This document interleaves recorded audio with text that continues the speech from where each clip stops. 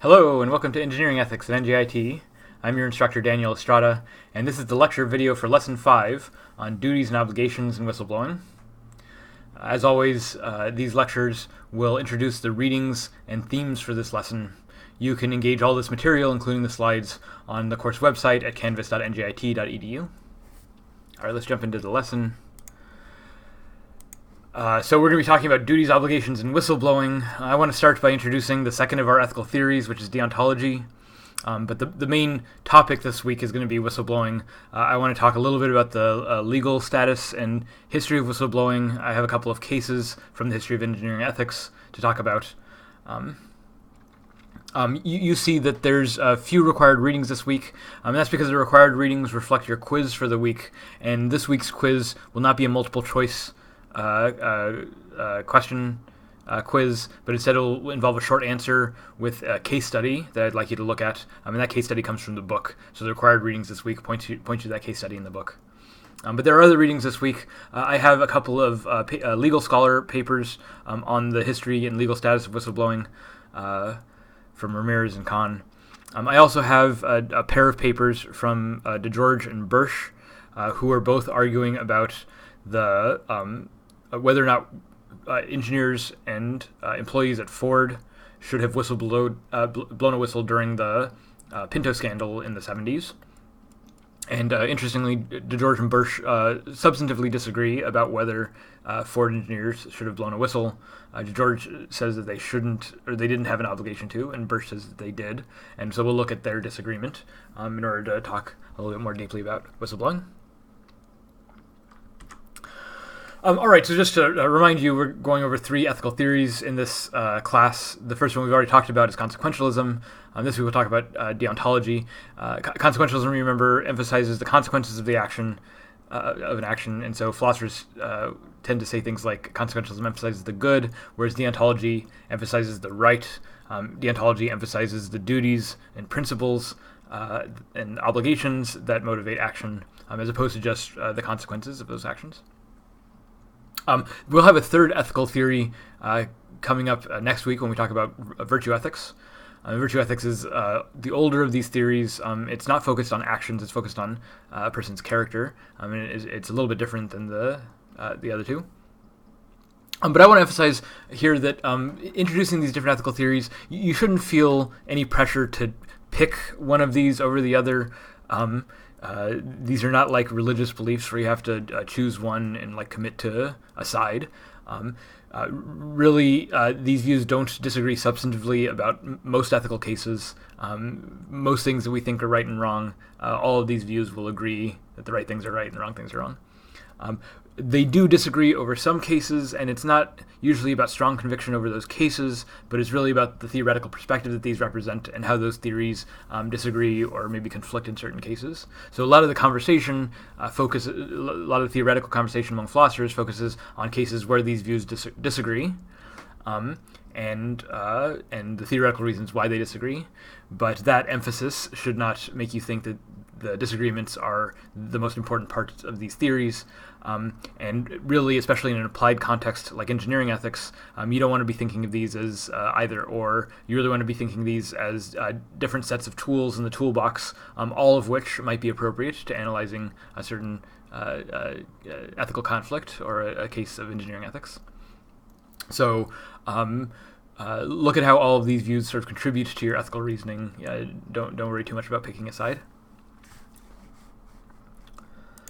And so deontology, as I said, is the ethical theory concerned with duties, obligations, and permissions. And so this is going to disagree with consequentialism in cases where some people might think that certain principles or obligations are more important than just the outcomes of actions or just the happiness of actions. You might have already had this kind of reaction to some of the consequentialist cases we've already looked at. So, for instance, in the trolley case, if in one of the variations where we have a special relationship, say the person on the single-sided track of the trolley, say that person is your mother, and choosing the one from the five would mean killing your mother.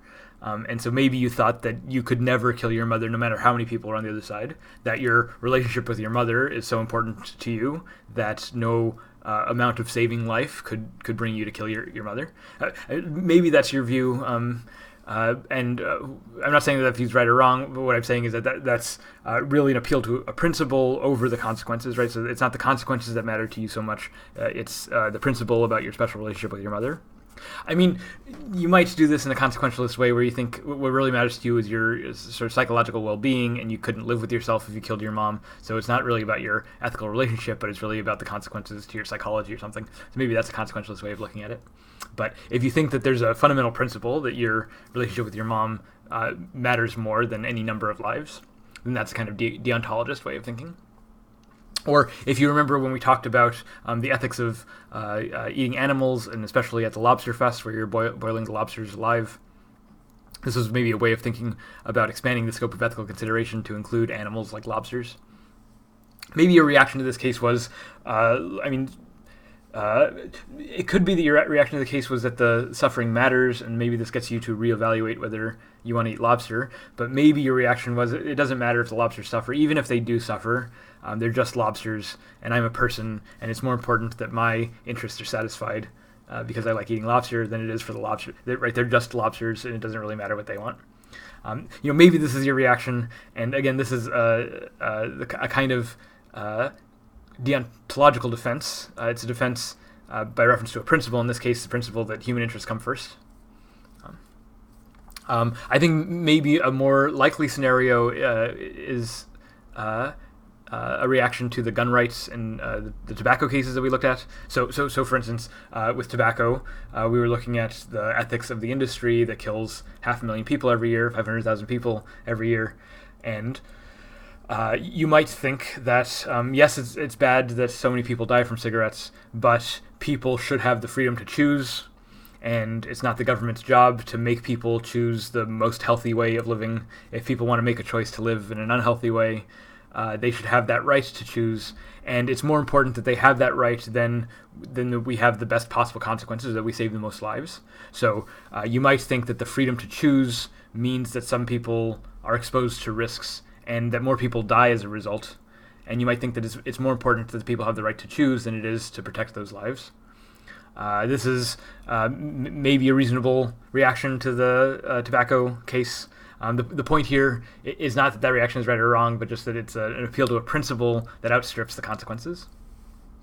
And finally, here just as an example that we've already covered, is the Dennis Joya case. If you thought that Dennis Joya wasn't doing anything wrong because he was following orders, it was really it was really Ford's fault for not having the right policy, for not having the right script, but that Joya was doing the right thing by doing what he was told, or at least he wasn't blameworthy. You can't really hold him responsible.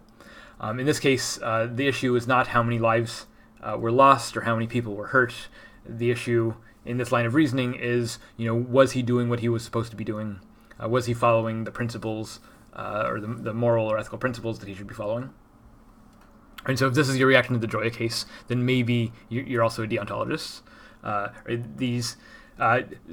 What's common in these cases is an appeal to a principle despite negative consequences. And again, I want to emphasize that these aren't either or. Consequentialism and deontology are not one or the other. These are complementary ethical perspectives that highlight different features of an ethical context. And in most ethical situations, you're going to have to consider both of these features in order to fully understand the ethical scenario. And I think this complementarity is best represented in something like the Dungeons & Dragons alignment chart. If you've ever played Dungeons & Dragons, you might know the characters have an alignment, and the alignment is on this axis, this sort of dual axis chart, here represented with different TV and movie characters. But the idea is that it's neutral in the center, and then on this side is the lawful versus the chaotic, and then on the top is the good, and then the bottom is the evil. And this is very common in D&D, and what I want to say is that this actually reflects something like the difference between consequentialism and deontology, where consequentialism is about the consequences of action, and I think this is really reflected in the good-evil axis. So the people that are on the good side here are people who have overall positive benefits for society. People on the evil axis down here are sort of overall negative impact on society, and the neutral is sort of neutral. But then good evil axis. But then there's also the lawful chaotic axis. Part of the idea is that there's different ways of being good and there's different ways of being evil. So there's the lawful side. So the lawful good character is like Superman. So Superman always does the right thing, but he also always obeys the law. And he's always sort of rule followed, very strongly rule governed behavior. On the opposite side over here is the chaotic good. So chaotic is the opposite of lawful. So this is from V for Vendetta. This is the Guy Fawkes character. He's a political revolutionary. So he's breaking the law. He's bombing. I think he bombs Parliament. So he's breaking the law, putting a lot of people at risk, but he's doing it for the sake of social justice, for the sake of social good. So his goal is to improve society for everyone by causing this chaotic disruption. And the idea is that Superman would never do that, right? Superman wants to do the right thing, but he wants to do it in a way that follows the rules and respects the rules. Whereas Guy Fawkes, he also wants to do the right thing, but he's doing it in a way where he doesn't care about the rules. Right, so these are maybe different ways of being good. In the same way, you can have sort of evil characters who are lawful or chaotic. So Darth Vader is the lawful evil character. Darth Vader's basically a dictator, a sort of imperialist dictator, and so the whole empire is at his command. So he makes the law, and he sort of is a representation of the law, but he does it for bad. Right, the empire's the bad guy. Whereas Joker here is the example of chaotic evil. So Joker is also bad for society, maybe the same way that Darth Vader is, but whereas Darth Vader is very lawful and orderly, and he's commands a massive military, the Joker would never command a military because he's chaotic, and he sort of he's not just that he wants bad for society, but that he wants to do it in this chaotic and sort of haphazard way that can't be controlled by any rules. Darth Vader has a lot of control, whereas Joker's almost no control. And maybe it's important here to contrast Superman and Darth Vader also, right? So they're both lawful, but Superman does good things and Darth Vader does evil things. And also sort of Guy Fawkes and Joker. The idea is that they're both chaotic. They're both hard to predict what they'll do. But Guy Fawkes is doing it for the sake of good, whereas Joker's doing unpredictable things for the sake of evil. Here it has Picard as lawful neutral. Picard will follow the Prime Directive, for instance, in Star Trek. So he follows the rule, but he doesn't always do what's good and doesn't always do what's bad, but he always sort of does what the rules command, sort of regardless of whether it's good or bad. Right, the idea is that Guy Fawkes will disobey rules he doesn't think is good. So there's lots to say about the D&D alignment chart. If this is your thing, please feel free to talk about this in the discussion forum. I think it's a little bit helpful for thinking about ethics and values and how these theories intersect, and how you need a more complex. It can't be just a one-dimensional thing in order to give this kind of ethical evaluation. You'll notice that right now we only have a two-dimensional alignment chart, and for next week when we introduce virtue ethics, you might think about how that expands and makes more complicated this alignment chart. Okay, so why would anyone ever care about being rule governed? Well, maybe this is seen most clearly in a case where the consequentialists and deontologists disagree. In the standard case that philosophers talk about here are cases like the noble lie, or maybe is it ever right to lie? So there's all sorts of cases like this that are talked about in the literature, but here's the one that I like. Imagine that your grandmother knits sweaters for Christmas, and they're these really obnoxiously loud Christmas sweaters that are just ugly, and they're itchy, and they're uncomfortable to wear, and you really don't like wearing them. But your grandmother makes them every year, and she's very proud of them, and she likes giving them to you and seeing you happy and wearing it. And so your grandmother asks you, do you like your sweater? So what do you say? So if you're being honest with your grandmother, you would say, no, I don't like the sweater. I actually hate the sweater, and I would rather you not make me these sweaters. And that's how you actually feel, let's say. And so that's the honest thing to say. But that's also mean, and it might hurt your grandmother's feelings, and it might, cause a big fight in the holidays, and disrupt the family event. And so maybe you don't want to say the honest thing. Maybe you want to tell your grandmother a lie and say that you love the sweaters and that it's your favorite thing, even when you hate it. But you say it in order to keep the peace. And the idea is that telling the truth here, is it really so important to tell the truth when it's going to cause so many hard feelings and disrupt all the family events? So this is the question. And on the one hand, you might think what really matters is that everyone gets along and that we don't have fights and that people feel good about our celebration. If you think what really matters is that everyone gets along, then maybe you're a consequentialist and maybe you tell the lie. And so consequentialists, it seems, are going to encourage telling a lie when it means that the social situation goes along more smoothly. But the deontologists are going to argue that no, lying is wrong. You shouldn't lie, and you shouldn't lie even if it makes things more convenient for you socially. The deontologists might argue that you owe it to your grandmother to tell her the truth, because she spends a lot of time making these sweaters, and if you don't really like it, then maybe she could spend that time doing something else. She doesn't have that much time left, so maybe you should respect her time and her effort by telling her the truth, and that by telling her a lie, maybe you're wasting her time on something that she could be spending that time better doing. Right, so it's not that the noble lie is a very important issue, but it's the kind of issue where the consequentialists and the deontologists might disagree. And it reflects the sort of theoretical approach here.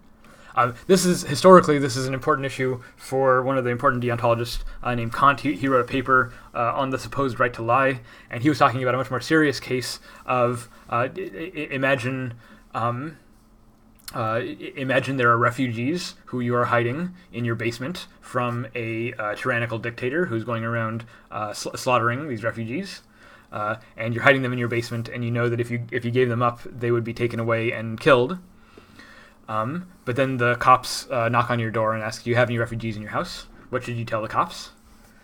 So it seems like if you're wanting to hide these people and protect them from the cops, that you shouldn't say that they're in the basement, and that you should lie to them, that you have a right, that you have an obligation. You might even think that you have a moral obligation to lie to the police in this situation in order to protect the lives of these people. But Kant argues, he bites the bullet, he gives the hard argument that no, in fact, even in this case, you don't have an obligation to lie, you have an obligation, on the contrary, to tell the truth. And even if it puts people in danger, you have a more fundamental obligation. There's a principle at stake, and it's the principle that lying is always wrong. Now the principle that lying is always wrong is a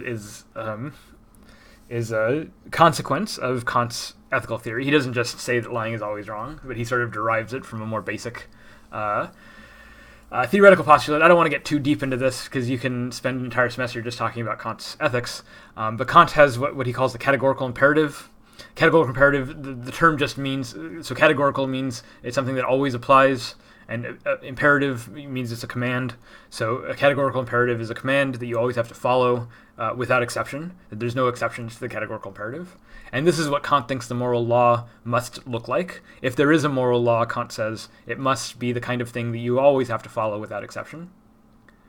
And right, the issue with the right to lie in this case is that it looks like you're posing an exception for saving other people's feelings, or maybe even saving other people's lives. And what Kant wants to say is that if there is a moral law, there can't be exceptions, at least not exceptions like this. So Kant defends the categorical imperative in a couple of different ways. He gives a couple of different formulations, he calls it. It really comes down to respect. Maybe reading the second formulation down here at the bottom first is the easiest way to get into Kant's view. So the second formulation of the categorical imperatives is act in such a way that you treat humanity, whether in your own person or in the person of any other, never merely as a means to an end, but always at the same time as an end. So the idea is don't use people as a means to an end, but recognize that they're an end in themselves. So don't just treat people like objects. Kant's point is that all people are ends in themselves. All people have their own interests and desires and goals and dreams. And that part of basic respect for persons requires respecting the ends of other people. So it's very easy to use other people as mere means for your end, as tools to do what you want. And and sometimes it's even appropriate to use someone as a resource for your own self. Like when I get a cab to the airport, the taxi driver is in some sense serving me as a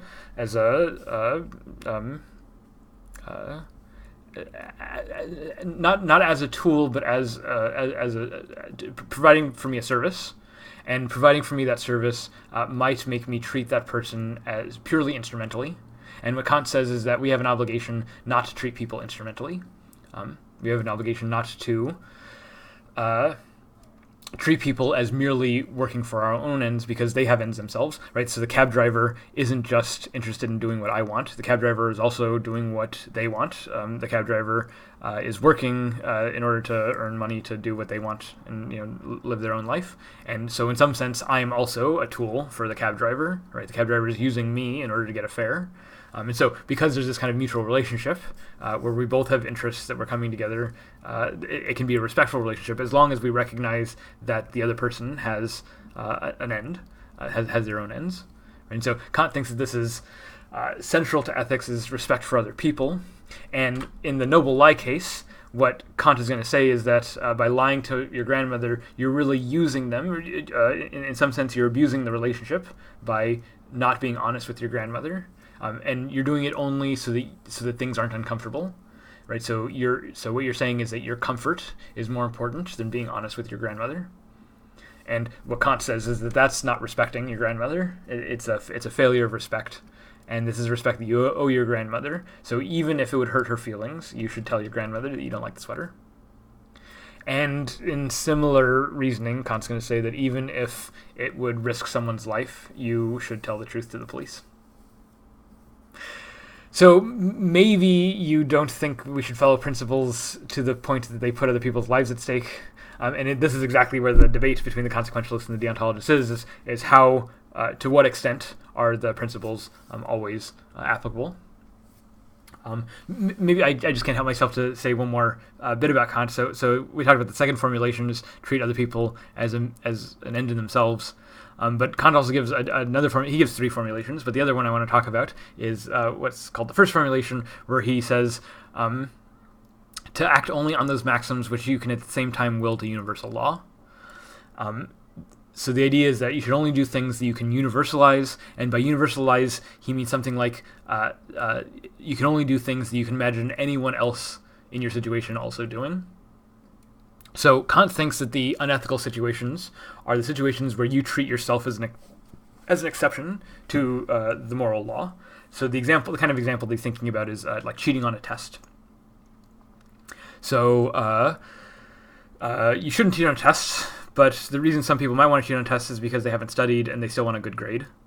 And so the question is it moral to cheat on a test if you want the grade but you haven't studied? Is it a moral thing to cheat on the test? And the way that Kant thinks about it is that, well, if you want to cheat on the test, that only works if no one else cheats on the test. Because if everyone cheated on tests, right, if the general policy that everyone had was I'm going to cheat on this test, then people would stop giving tests. Like, as an instructor, if I knew for a fact that all my students were going to try to cheat on the test, then I just wouldn't give that test. I would find some other activity to do, because the point of testing is to test the individual student, and if they're all cheating, then it's not really doing its job. So the whole point of testing requires that most people are taking the test legitimately, that most people are not cheating. If everyone were cheating, then there would be no test to take. So when you say you want to cheat on a test, it requires that most people don't act like you, that most people take the test legitimately in order for you to cheat. Right? The only way that you can cheat is if most people take the test legitimately. And Kant says that, look, if the categorical imperative is a moral law that applies everywhere and without exception, then you can't treat yourself as an exception to the moral law. And if the only way that you can cheat is if everyone else doesn't cheat, then you're treating yourself as an exception. So that's not okay. That's against the moral law. And in fact, anything that requires you to do something that can't be universalized in this way, that you can't imagine anyone else doing morally, those things aren't moral. So act in only in those ways that you can universalize that you can hold as universal law.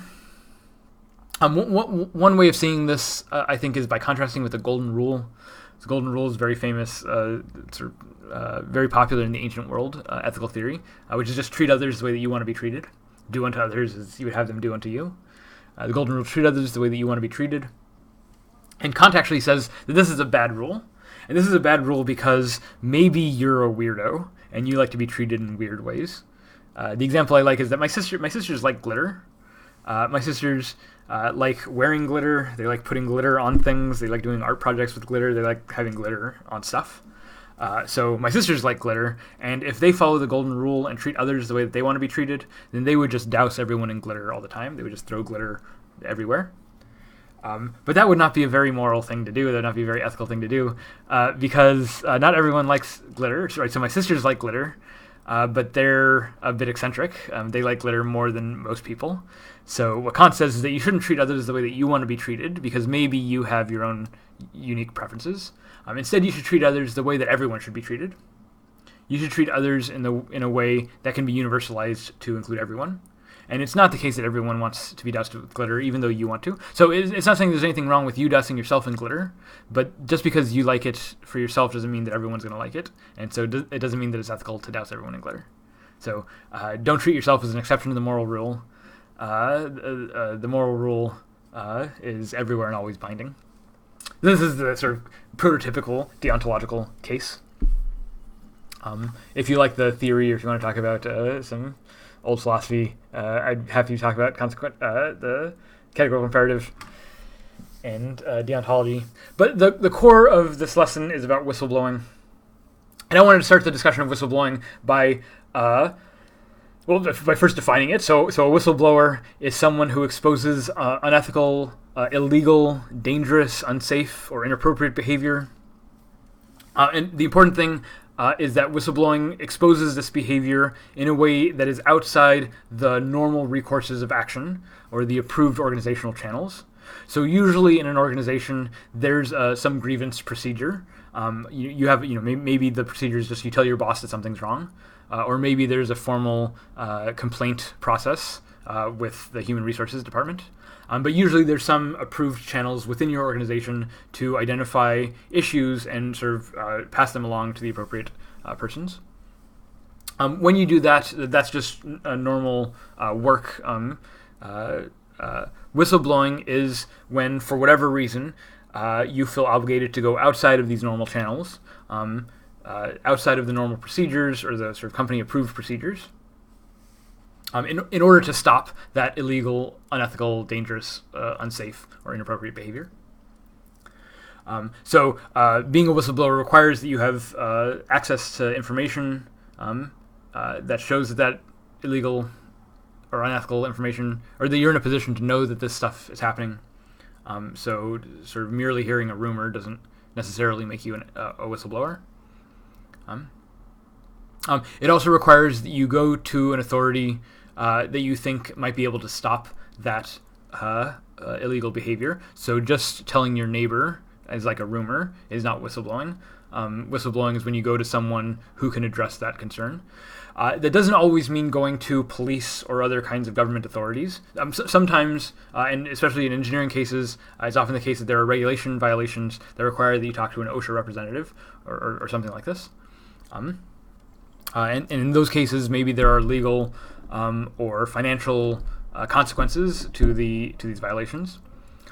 But whistleblowing doesn't have to be going to the police or to the government. It might also be going to the press, going to a newspaper or a reporter who might be able to take your issue publicly by reporting on it and drawing attention to the issue. There's lots of cases of whistleblowers who go public with their information. But it might not require going public. Whistleblowing might involve going to a competitor or going to other people in your field in order to draw attention within your local community, but without going to the press or without going to the government official. So there's lots of ways of that whistleblowing happens. I think maybe the best background for thinking about whistleblowing is thinking about it as a kind of civil disobedience. And this is really where the comparison with deontology comes in. Right? So deontology is concern for principles, and this sort of goes both ways. On the one hand, whether you follow a script or whether you follow the rules that you're ordered to, that's a kind of deontological position. But a deontologist might also say that there are more pressing obligations than my workplace obligations, or what my boss told me to do. And this is where the civil disobedience comes in. For instance, Martin Luther King says that one has. So this is a quote from Martin Luther King from his famous letter at Birmingham jail. He says, "One has not only a legal but also a moral responsibility to obey just laws, and conversely, one has a moral responsibility to disobey unjust laws. I would agree with Saint Augustine that an unjust law is no law at all. Any law that uplifts human personality is unjust. Any law that degrades human personality is unjust. And segregation statutes are unjust because segregation distorts the soul and damages the personality." Right. So Martin Luther King is saying very explicitly that despite the laws on the books, these laws are unjust and they don't have to be obeyed. So, for instance, segregation laws that would require certain lunch counters to be segregated by race. What Martin Luther King says in this letter is that these laws are unethical, even though they're the laws in the books, even though they're the rules that are being enforced by the police. Nevertheless, they're unethical because they degrade human personality, and therefore we have no obligation to follow them. In fact, maybe we have a positive obligation to disobey those laws. And in fact, that's what a bunch of civil rights activists did. The lunch counter protest sit-ins involved people deliberately sitting at lunch counters despite it being against the law. You probably know Rosa Parks, who sat in the front of the bus, in a segregated bus, where that was deliberately against the law. The point here was precisely to break those laws and to get arrested and to draw attention to the fact that these laws are unjust, and the impact that these laws have on black people in the South. Martin Luther King himself was arrested several times. Sometimes when you see like a modern protest, this is a protest from Berkeley a few years ago as part of the Black Lives Matter protest. Protesters in Berkeley, they took a highway. They just marched on this highway during rush hour. It's very dangerous. It's risky. It's also extremely inconvenient for all these people. But the protesters are making a political point, and the political point they believe is more important than the risk or the convenience to all these people. And sometimes I see these kinds of protests, and I see people get really mad at these protests. And they say, these people in the cars didn't do anything wrong. Why are you inconveniencing these people in the cars? I've even heard people say things like, civil rights, the history of civil rights doesn't involve this kind of social disruption. Martin Luther King would never do anything like this. And this kind of ignorance of history is very frustrating because Martin Luther King did exactly stuff like this.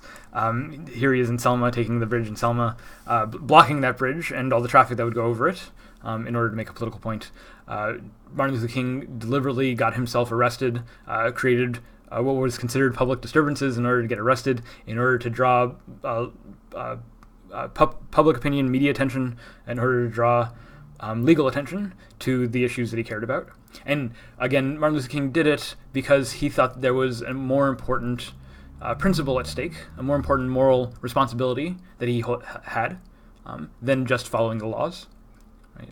He says an unjust law is no law at all, and he's willing to disobey those unjust laws in order to defend what he thinks is the more important moral principle, which is uplifting human personality, right? Which is ending segregation and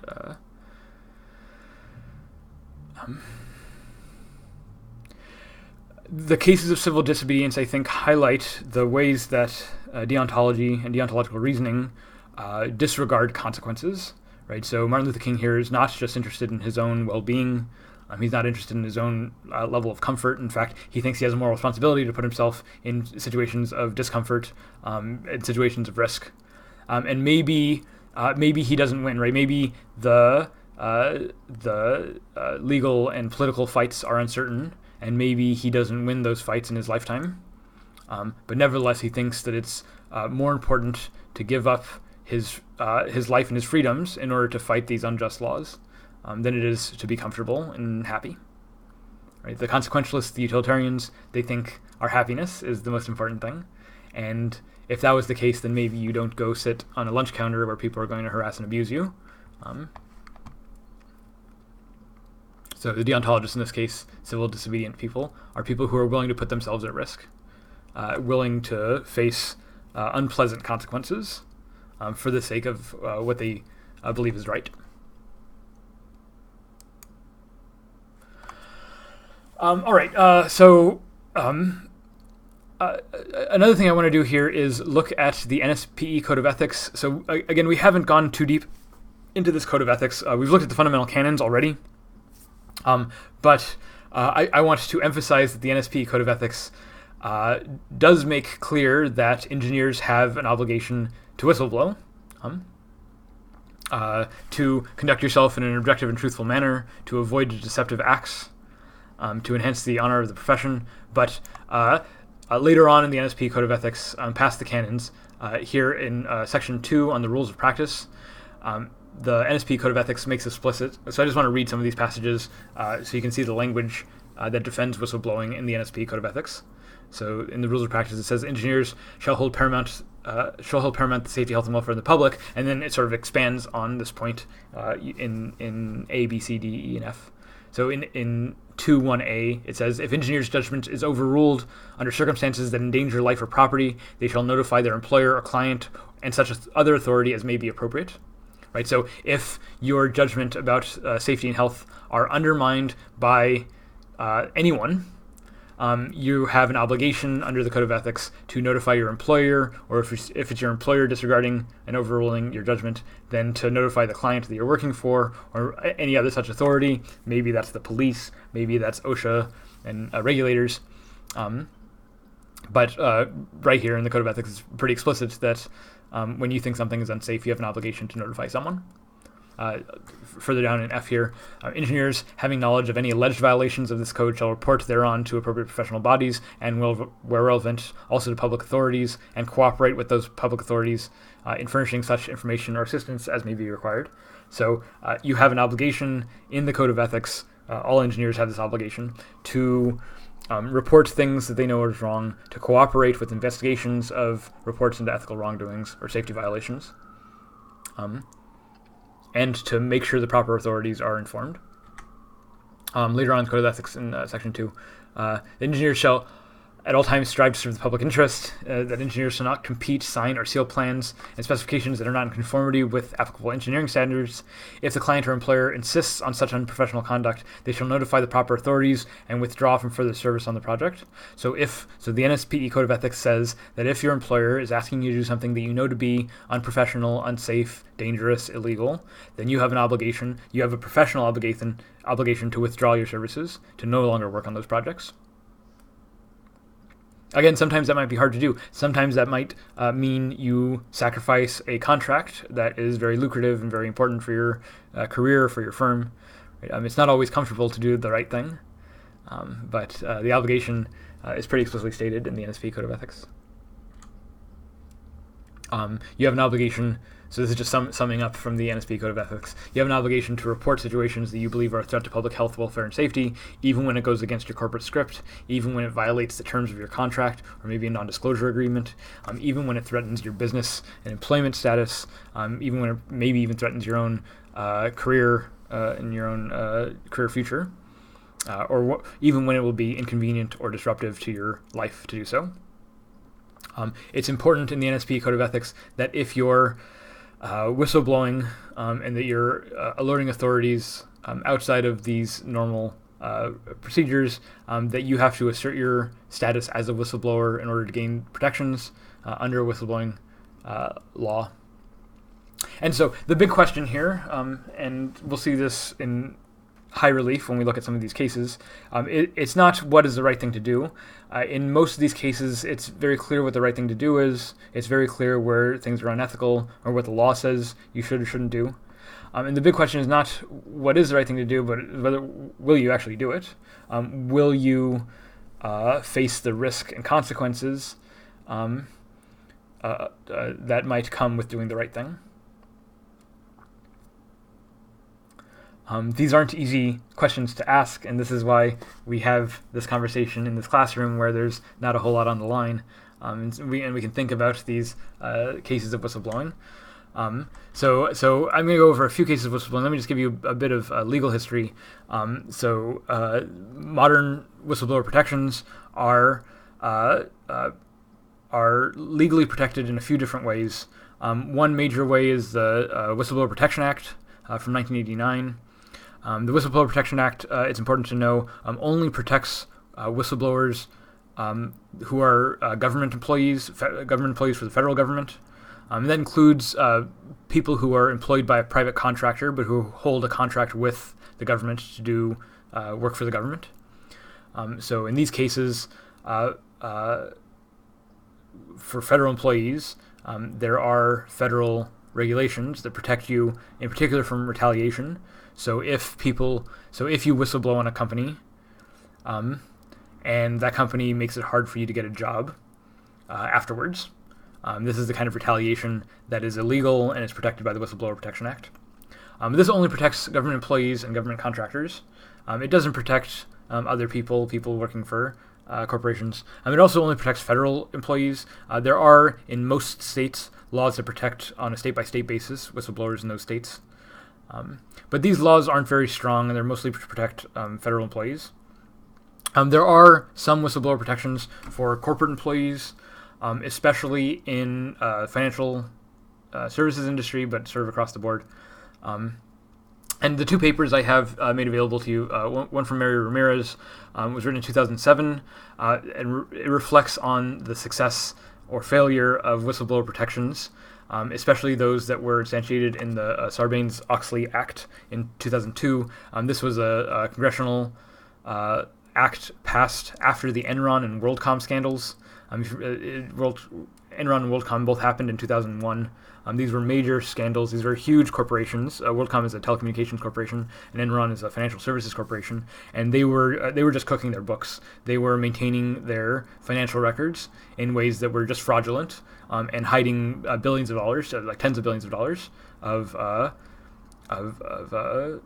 fraudulent money in their records. And whistleblowers who were working on the financial records at these companies discovered this massive fraud and blew the whistle. And it was a big event. There was an act passed as a result of this, and there are some cases where people blew the whistle and claimed protection under this act. And in the Mary Ramirez paper, it goes over some of these cases. It goes over the details of the Enron and the WorldCom scandal and what happened to the whistleblowers in those cases, and how effective those protections were and what those protections failed to do. So this is a paper written in 2007. It was pretty down on those whistleblower protections. And in 2007 and 2008, there was the financial crisis, the financial housing crisis. There was a recession, huge recession, 2007, 2008.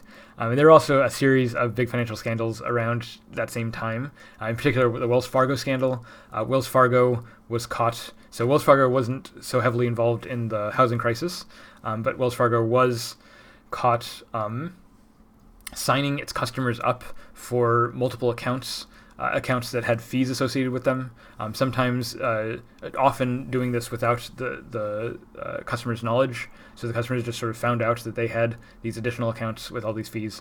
And it was partly because there was a culture at Wells Fargo that was encouraging their employees, in fact demanding their employees, to register a certain number of new accounts and different kinds of accounts, right? So if someone's not a customer, make them a customer. If they're already a customer, then sign them up with additional savings and checking accounts and so on. And they were requiring that employees sign up 8 new accounts a day per day, and that certain employee benefits were contingent on them meeting these quotas. And what this resulted in was employees just making up accounts for customers that they didn't agree to. All of this is very illegal. And Wells Fargo was caught doing this, ultimately causing billions of dollars of fees to their clients and making lots of money off of these bogus accounts. So these kinds of scandals resulted in expansions to the financial regulations, but also to whistleblower protections. This is in the Dodd-Frank Act in 2010, which is still in effect, I believe. But this also is a fairly weak form of protection on whistleblowers. Mira Khan, in her recent paper, talks about how these protections fall short of their corporate governance goals, the ways that whistleblowers are still intimidated and retaliated against despite these protections. If you're interested in some of the legal history, these papers are both good insight and cover some very interesting cases that you might want to look at and bring into the discussion. I want to talk about a couple of whistleblowing cases that are discussed in the textbook, and that might be a little closer to the engineering ethics style cases instead of these financial security cases. So one case is with Ernest Fitzgerald, this guy right here, in the C-5A. C-5A is a cargo plane. This big cargo plane was built in the 60s by Lockheed Martin. I guess it was Lockheed at the time. The plane was developed by this private contractor, but the development of the plane went way over budget. And this is a persistent problem with military expenditures. Because it's a security issue, there tends to be very little public oversight, and there tends to be very little regulatory oversight over military research and development. And what that means is that these projects tend to seriously balloon in costs, go way, way over budget. This is the case with the fighter jets today, the I want to say F-14, but I might not be sure. But in the 60s, there was a similar cost overrun case with this C-5A. It was $2 billion over budget, $14 billion in today's funds. And importantly, the government didn't know about these cost overruns. So Lockheed, in its development, had gone way over budget and was still sort of eating up public money, taxpayer money. But it wasn't letting the government know. Fitzgerald was an employee at Lockheed, and as an employee at Lockheed had worked hard within the company to curtail these cost overruns and to bring the program back under budget. But his efforts to clamp down on the budget for this C-5A made him very unpopular in his company. His bosses didn't like it. And he started getting retaliated against in his company. Eventually, the Senate started realizing that there was a big money sink happening in this project, and so they had an official inquiry, and they called Fitzgerald to the Senate to testify on the C-5A. Before this testimony, Fitzgerald was told explicitly by his bosses to not talk about the C-5A or to mention the cost overruns, that this was supposed to be something that does not come up at the Senate. But when Fitzgerald went before the Senate under oath, he told the truth, like he was legally required to. And as a result, he faced extreme retaliation. He was stripped of all his duties and privileges, all of his permissions within the organization. He was reassigned to bogus assignments to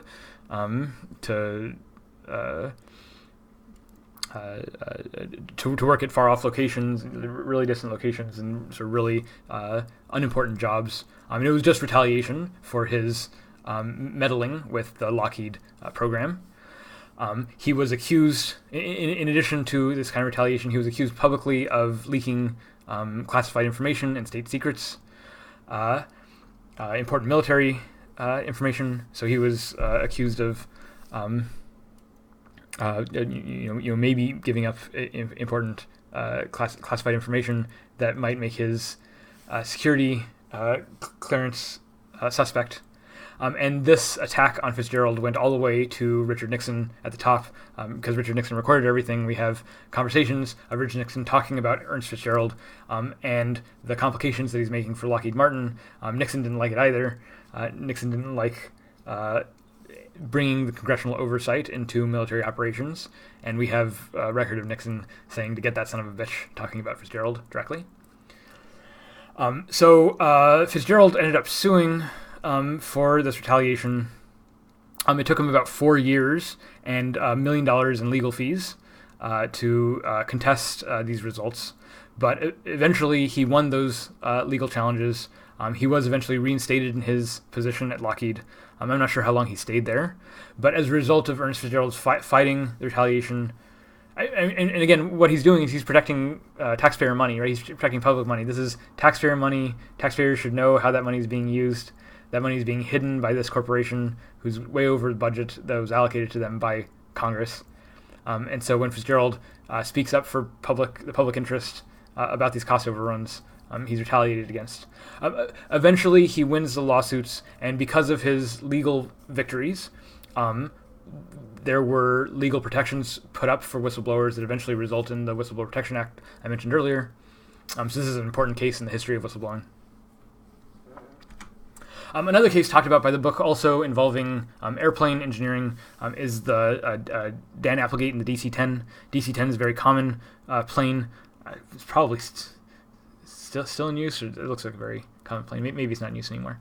But so Dan Applegate was a engineer at Convair. Convair was a contractor for McDonnell Douglas. So McDonnell Douglas produced the DC-10. It's a very common commercial airline plane. But it didn't make all the parts. Convair was a contractor who made the cargo doors, the rear cargo doors for the DC-10. It turned out that these cargo doors were defective, and there had been some problems that they had run into with these cars even before a crash. So in 1972, there was a near crash. The lights started blinking on the cargo doors in a plane. The pilots were able to land the plane successfully without any problems, but they noted that there was a crash. That part failure got back to Convair, and to Dan Applegate, who was one of the senior engineers at Convair. He saw the problems with the cargo doors. He understood what was wrong, and he developed and designed a fix, a reasonable fix for those cargo doors. But as we've seen with other cases like the Challenger explosion, Convair was, because they were under contract and their contract was under negotiations with McDonnell Douglas, and they wanted those negotiations to be successful, so they didn't want McDonnell Douglas to know about the defect with the cargo doors. And so Convair deliberately decided, and there were not emails, it's in the 1970s, there were memos sent within Convair about withholding this information from McDonnell Douglas.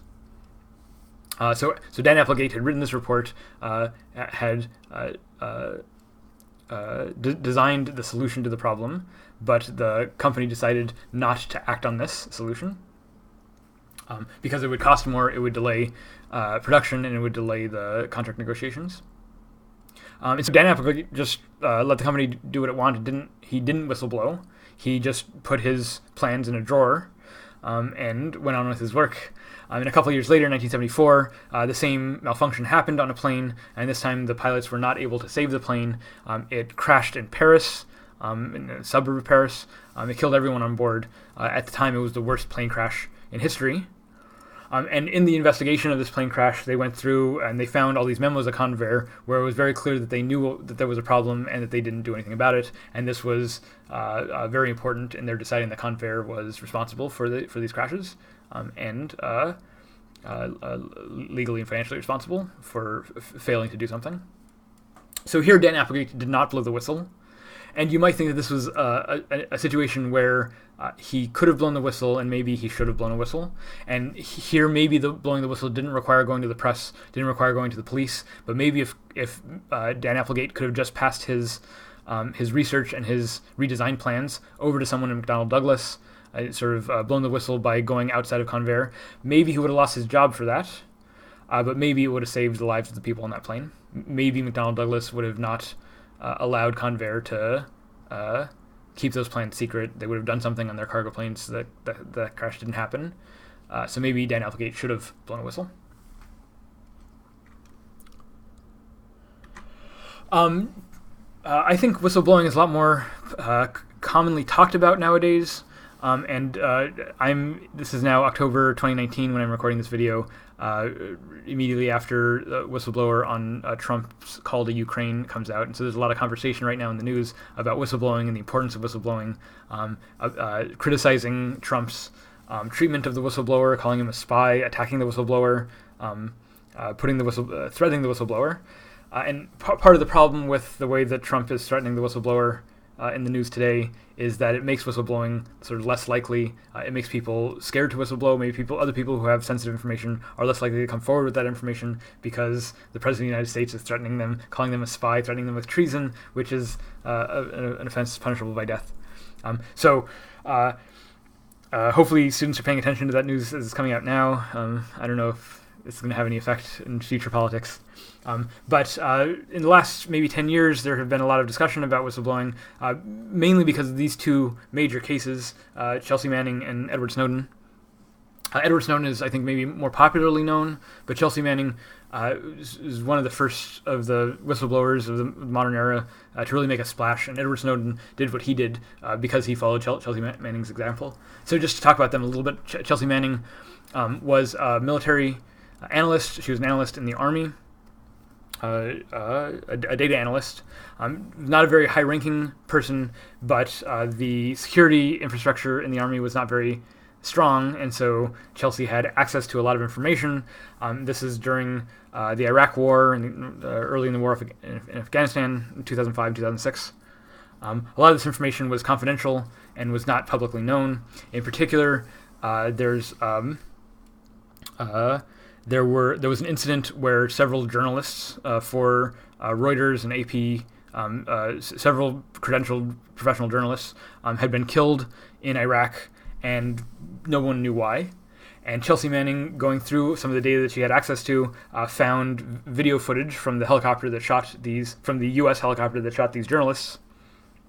When the U.S. was questioned about the journalists, the U.S. refused to give any information about how the people died. But Chelsea found this information, and she thought the public had the right to know, not just this, but lots of information about what the U.S. was doing in Iraq and Afghanistan. So she decided to leak this information to WikiLeaks. WikiLeaks at the time had not done too many big data leaks, but getting this Chelsea Manning leak, it was the largest information leak in history at the time, I believe. And it gave journalists access to an unprecedented amount of records of an active war. This clued us into lots of war crimes, like the killing of these journalists, and all sorts of other information about the operation of the Iraq and Afghanistan war. After Chelsea Manning Chelsea Manning got in contact with WikiLeaks. WikiLeaks took this information, and before putting it online, talked to journalists at other major news outlets, like The Guardian in the UK, like the New York Times, like Der Spiegel in Germany.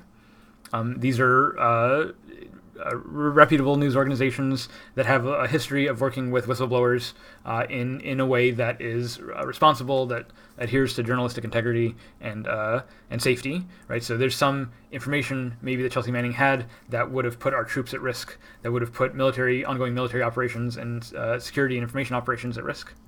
And so when WikiLeaks got this information, they went to the journalists, and the journalists went through all this information and scoured it for potentially sensitive national security information. And they took all that stuff out, and then they published the rest of it. They published the information that they thought did not pose a significant security risk, but that the public had a right to know. Once this information was published publicly in major newspapers, Chelsea Manning went and turned herself in. She went to the military police and said, "Okay, so I took this information, and it was me." They put Chelsea Manning in solitary confinement in a military prison at Quantico, and they kept her in solitary confinement for years, about seven years in solitary confinement. Much of it on suicide watch, which means that there was a bunch of restrictions on her ability to access to recreation devices and that kind of access to being able to go outside and exercise and this kind of stuff. She was not able to do because she was on special status for suicide watch, and this was for several years. Again, she didn't kill anyone. She just released information to journalists. Nevertheless, she was convicted of violations for the Espionage Act. After 7 years, she was tried and convicted for violations of the Espionage Act. But importantly, she was not convicted for aiding the enemy. It's important in the conviction that the information that she gave to journalists, to reputable journalists, and that they handled that information responsibly. The military has since said that the information that Chelsea Manning released did not put the troops in danger in any way. But nevertheless, she was in jail for 8 years. One of the last things that Obama did in his presidency was to commute Chelsea Manning's sentence. So commuting a sentence is not the same thing as a pardon. A pardon means that your conviction is waived or lifted. Commuting a sentence means that you still have on your record that you were convicted of a violation of the Espionage Act, but Obama decided that she had served her time and that there was no further state interest in keeping her locked up. So Chelsea Manning was released in 2017. She actually ran for Senate in Maryland in 2018, but she didn't win.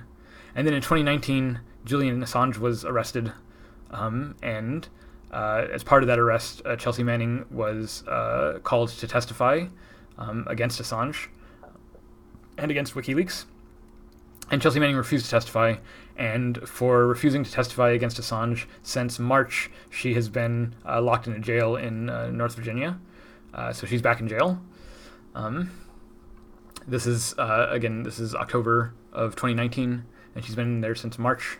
Hopefully she's released soon, so hopefully future semesters this is outdated information, but this is current information right now. People don't hear very much about Chelsea Manning, but people hear a lot about Edward Snowden. There was a documentary made about Edward Snowden. There was a big movie with like major Hollywood actors portraying Edward Snowden.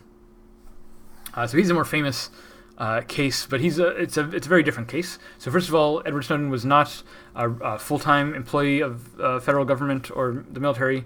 He was working for the NSA, but he was working as a temporary contractor. Nevertheless, as a contractor, and he didn't have very high security clearance.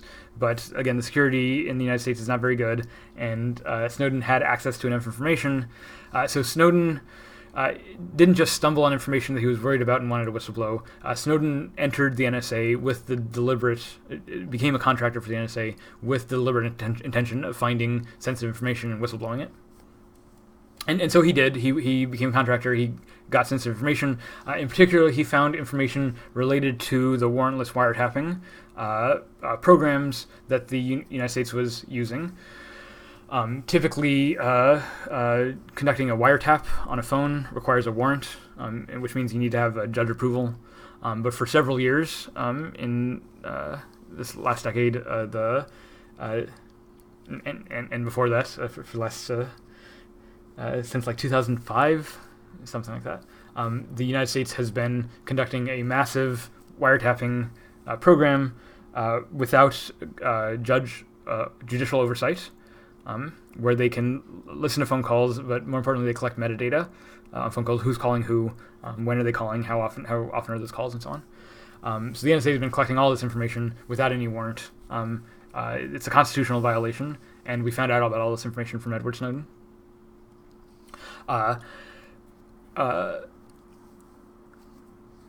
Edward Snowden also gave this information to WikiLeaks, but instead of turning himself in, he fled. He ran somewhere. This says he's currently in Russia. I'm not sure if he's in Russia. I'm not really sure where he is.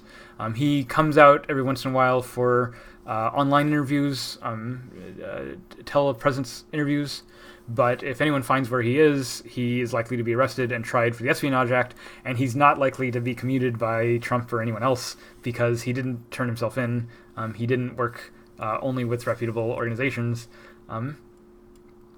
So he's likely to not be looked on very favorably if he gets caught by the U.S. So these are very different stories. They approach the case of whistleblowing in very different ways.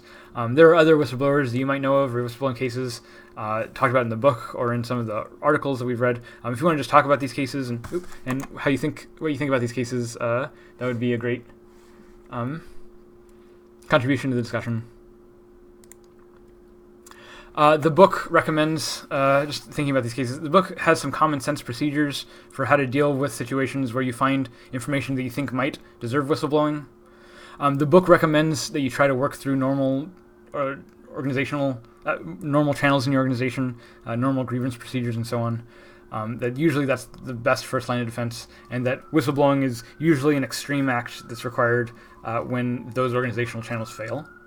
That said, sometimes these organizational channels do fail. Sometimes you're releasing information that your company knows about and doesn't want released, and these are the situations where you might require some whistleblowing.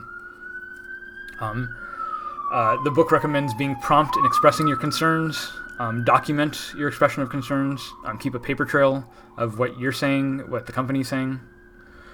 The book recommends being low-key, being tactful, being considerate of other people's positions, and to avoid personal criticisms as much as possible. We talked a little bit about this already. The book also recommends keeping both your superiors, but also your colleagues and other people informed of your actions as much as possible. Again, sometimes that might not be possible depending on the issue that you feel requires whistleblowing. But keeping people involved, keeping formal records, documenting everything, and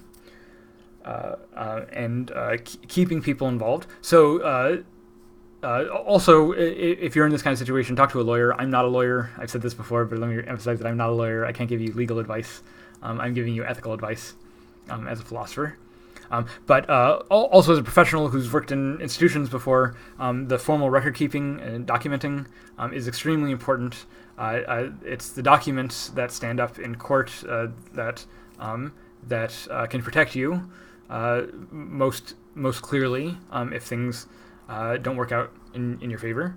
So my example of this is so I'm not an engineer, but I am a teacher, and I worked for several years, for 14 years, at a summer camp for high school students. So it's a summer camp, and the students are minors, which means that there's parental involvement, and that there's also a very high legal standard for taking care of the kids. And these very high legal standards means that anything that could go wrong might put me, not just me, but also the organization, in a lot of risk if we're not adequately taking care of the students and watching over their interests. If we're exposing them unnecessarily to risks, it can be a major legal issue, both for me and for the organization. And the solution that the organization recommends, and the solution that I found works best, is just documenting everything. So there's a formal procedure for if anything goes wrong in the classroom or with the students. Like if the students, if some student has an outburst in class, or if maybe there's an instance that looks like a bullying situation during recess, or if I see a student crying at some point. These kinds of things can happen for all sorts of reasons. The situation from a teaching and from being an adult perspective, how to handle these kinds of situations might be different in different cases with different students in different scenarios.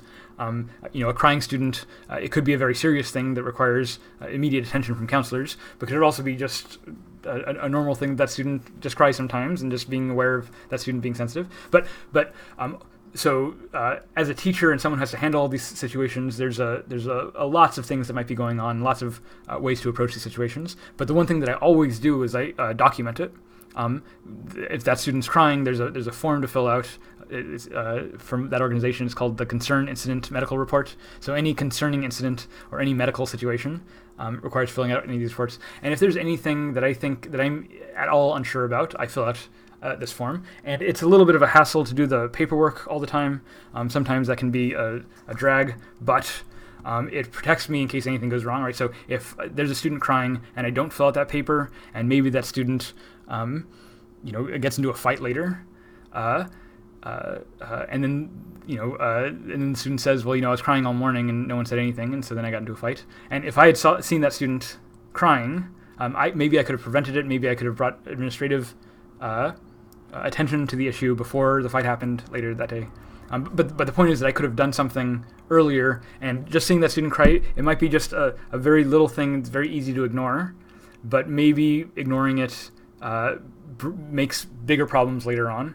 And so just documenting it on the form, saying, I saw the student cry at this situation, I went up and talked to them briefly, and everything seemed fine. Just documenting that, it protects me in any future situation. So if something does happen later, I can show that I was attending to the issue, I did do something about it, and then the focus is off of me. That doesn't mean that filling out the form will always keep me safe or protect me from any consequences, but it's the first and easiest line of protection in these sorts of situations. So I strongly recommend keeping documents, keeping records, keeping emails, this kind of stuff. Okay, so the last thing I want to talk about are these two papers, one from Douglas, one from DeGeorge and the other from Birch, Douglas Birch. What is DeGeorge's first name? Richard DeGeorge. Okay, so these papers are both focused on the Pinto case, which we've been talking about for the last couple of weeks, the Pinto scandal, and what obligations the Ford employees had during the Pinto case. We've already looked at Dennis Joya as the field recall coordinator, where there's a specific procedure that recall coordinator could use in order to issue a recall. But what about the rest of the Ford employees? What about the engineers who were maybe doing the safety testing on the Pinto? What about the designers? What about the salespeople? Do the other Ford employees have an obligation to do something about the Pintos when they see them lighting up and being unsafe? Should someone have blown the whistle? So DeGeorge says no. And DeGeorge's paper here is written in the early 80s, 1981, I think. So this is after the Pinto scandal has mostly blown over, but it's still sort of in the air. And DeGeorge's paper starts by worrying about a sort of myth that might arise in engineering ethics classes about engineers. All this focus on engineering ethics, DeGeorge says, might make us think that engineers have some obligation to be moral heroes. That it's not just enough to do your job well and to do your best to do the right thing, but moreover that engineers have an obligation to be the best moral people in history and to make great sacrifices when morality requires it. And DeGeorge says, look, engineers have an obligation to do their job well. Engineers have an obligation to act morally, but we shouldn't expect engineers to be moral heroes. We shouldn't expect engineers to be to always be the best exemplars of moral behavior. Engineers have an obligation to do their job well and to do what's morally right, but requiring that they always do the right thing, it's not reasonable to expect of any human being. And to put this expectation on engineers sort of plays into this myth of the ethical engineer that maybe is not it's not accurate and it's not helpful to understanding corporate ethics. So this is just to read this passage from DeGeorge's paper. He says, given the facts, what are we to say about the Ford engineers? Where were they when all this was going on, and what was their responsibility for the Pinto? To answer this, the answer I suggest is that they were doing what they were supposed to be doing. The answer is that they were doing what they were supposed to be. They were performing tests, designing the Pintos, making reports. But do they have no moral responsibility for the products they design? What, after all, is the moral responsibility of engineers in a large corporation? By way of reply, let me emphasize that no engineer can morally do what is immoral. If a command to do what he morally should not do, he must resist and refuse. But in the Ford Pinto situation, no engineer was told to produce a gas tank that would explode and kill people. The engineers were not instructed to make an unsafe car. They were morally responsible for knowing the state of the art, including what connected with placing and mounting gas tanks. We can assume that the Ford engineers were cognizant of the state of the art in producing the model that they did. My reason for taking this view is that an engineer cannot be expected and cannot have the responsibility to second-guess managerial decisions. He is responsible for bringing the facts to the attention of those who need to make the decisions, but the input of the engineers is only one factor that goes into making up managerial decisions. Some engineers at Ford may have felt the car could have been safer, but this is true for almost every automobile. Engineers in large firms have an ethical responsibility to do their job the best they can, to report their observations about safety and improvement of safety to management, but they do not have an obligation to insist that their perception or their standards be accepted. They're not paid to do that, they're not expected to do that, and they do not have the moral obligation to do that. Right, so if an engineer noticed that the Ford Pinto was unsafe, then they should have told their manager, let people who make the decisions about what to do with unsafe cars, let those people know. And insofar as they did that job, then they fulfilled their responsibilities, DeGeorge wants to say. If you expect the Ford engineers to whistleblow on the Pinto, what you are really asking of the engineers is that they go against the managerial decisions, that they go against their managers. And DeGeorge says, like maybe the ideal person would do that, but maybe it's unreasonable to expect that engineers do this. It's not really their job to do that. That's not what they're paid to do. And they don't have the important thing is for DeGeorge, they don't have a moral obligation to do that. So DeGeorge is not saying that the morality doesn't matter, right? DeGeorge is not saying that engineers have no moral obligations whatsoever, but he's saying that their moral obligations don't extend to insisting that their views are followed. They have to make the information known, and if the managers decide to do something else, well, that's the manager's fault, but the engineers did everything they could. So along these lines of reasoning, DeGeorge proposes 5 conditions on whistleblowing. And the idea here is that all 5 of these conditions have to be met in order for whistleblowing to be obligatory, in order for you to have an obligation that you must whistleblow. If not all 5 of these obligations are met, all 5 of these conditions are met, then DeGeorge says you don't have an obligation to whistleblow. You might still whistleblow. The first 3, if you meet the first 3 of these conditions, DeGeorge says that whistleblowing is permissible, but it's not obligatory, so that you can do it, but you don't have to do it. It's only if the condition 4 and 5 are met that it becomes obligatory.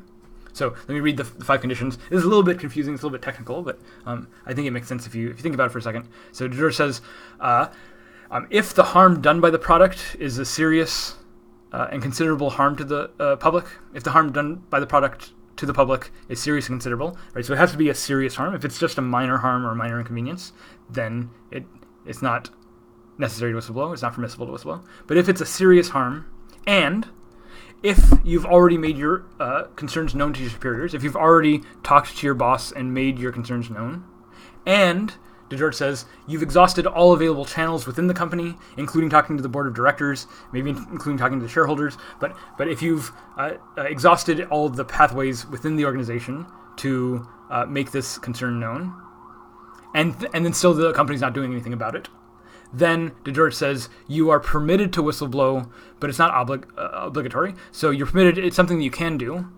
You're not wrong to do it. Part of what's going on here is that DeGeorge says you would be wrong to whistleblow if you hadn't already exhausted the internal channels in your company. If you didn't tell your boss and you just went straight to the press, then that's wrong. If you didn't totally exhaust the internal channels, then it's not permissible. But if you've exhausted the channels and they're still not doing something and you think there's still a considerable harm, then whistleblowing is permissible, but you don't have to do it. DeGeorge says you have an obligation to whistleblow only if these 2 additional conditions are met. First, that you have documented evidence that would convince an impartial observer that you're right and the company is wrong. Right. So not only are you worried that there's this serious concern, but that you also have evidence that would convince an impartial observer, like a jury, that you're right and the company's wrong. And moreover, that you have strong evidence that taking this information public will help prevent the harm. So only in those additional cases, DeGeorge thinks, are you obligated to blow the whistle. So if you don't have strong evidence, or you don't think that evidence is going to change the harm being done, then DeGeorge says that you don't have an obligation to take it public. Because you don't know that it's going to convince anyone, you don't know anything's going to be done about it, so you don't have that strong obligation. So DeGeorge says that sometimes you do have an obligation if you know that you can change things, if you know that you can prevent a harm by going public or by whistleblowing, then you should whistleblow. But unless you know that you can prevent a harm, and unless you've exhausted all other avenues, then you shouldn't whistleblow. This is, I think, a pretty straightforward set of conditions, and a lot of students in class like these conditions, but I think there are also problems with it. And these problems are identified pretty clearly by DeGeorge-Birch in his paper, but let me just talk about him from this slide. So part of the problem is that sometimes your superiors already know the concern and are explicitly not doing anything about it, and talking to your superiors about it might make it harder to blow the whistle, or might put your own access or your job at risk. So maybe talking to your superiors isn't always the smart thing to do. But more importantly, DeGeorge-Birch argues that these last 2 conditions, condition 4 and 5, might be unreasonably high for engineers to meet. How does an engineer know that an impartial observer will be persuaded by the evidence that they have? I mean, first of all, maybe the engineer doesn't have evidence, but they know that there's a serious harm, and they know that they can stop it, but they don't have the paperwork to show or prove it to anyone. But nevertheless, maybe it's still important to go to the authorities so that someone else can go and correct the issue. Maybe getting access to that documented evidence is difficult. Maybe the engineer isn't in a position to assess what will convince an impartial observer. And so maybe an engineer who really should blow a whistle will be dissuaded from blowing a whistle by this fourth requirement, because the engineer's knowledge is technically sophisticated knowledge that you need to have an engineering degree to understand. And so an impartial observer, maybe they wouldn't have the technical knowledge required to understand what's going on. And so maybe the engineer is not going to go forward because they're worried that no one's going to understand what the problem is.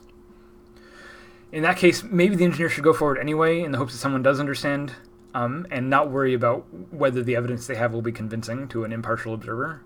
Like, that's for the jury to decide. That's not for the engineer to decide. This is what Douglas-Birch argues. And finally, evidence that going public will prevent the harm. Again, the engineer might not know what the consequences of going public will be. Sometimes reporting something to the media, maybe whistleblowing to the media, sometimes that causes change to happen. Sometimes it results in the harm being prevented, but sometimes it doesn't. And you might not know beforehand whether the evidence that you have is sufficient to stop the harm. But Douglas-Birch says requiring this kind of strong evidence, it raises the bar, it raises the standards that engineers are going to hold themselves to. He says conditions 4 and 5 are so demanding that they inject an unavoidable element of uncertainty into the evaluation of any complex case that could not be removed by further modifications of the conditions. Employees will almost never be obligated to blow a whistle on their employers in complicated cases. Instead of conditions designed to determine whether their employees are ethically obligated or not, conditions 4 and 5 look more like requirements that prevent ethical obligations in almost all complex cases. Yeah. So the point is that conditions 4 and 5 set a very high benchmark for when you should whistleblow. All right. So Richard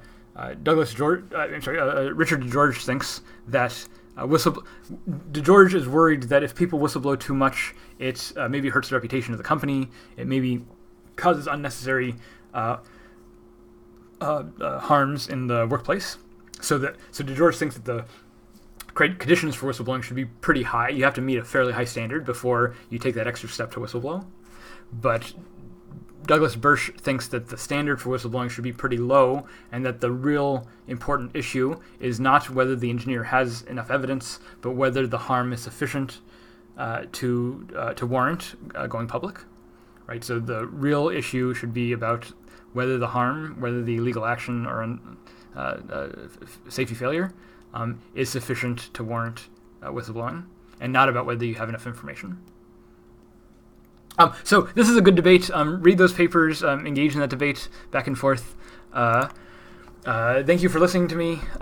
We'll talk about virtue ethics in lesson 6. Good luck with your essays this week. Thank you.